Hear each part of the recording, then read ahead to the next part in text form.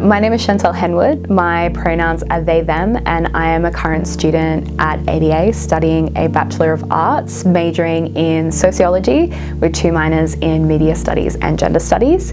And I'm also a current UNSW staff member in the health promotions unit.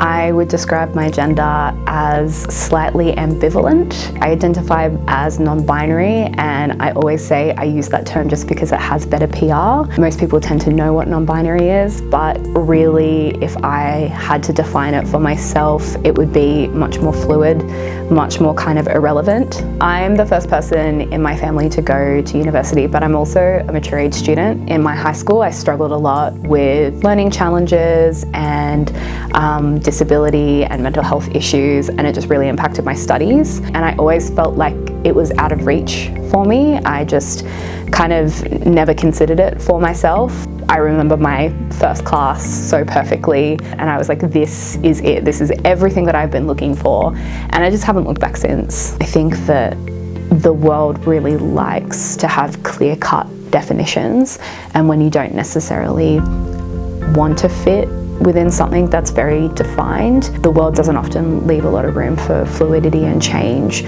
but it's part of the human experience to continually evolve and change and develop as a person. So why can't that also be related to your gender or your sexuality? Understanding very, ingrained ideologies within our society is always going to be challenging, but approaching those changes with humility and grace and understanding and compassion should always be foundational. Starting with the small stuff, making sure that students have the ability to make their pronouns and their gender identity reflect in paperwork, in class roles, even being able to put your pronouns on Teams or on Moodle. It can really make a difference, making sure that you're centering students in all of the conversations to do with the changes, both structurally, institutionally, and also through the university experience. And so centering students in those decision-making processes is foundational to making sure that it's having the right impact on the student body. One of the other things that I really appreciate about UNSW, even as a workplace, is that I can have multicolored hair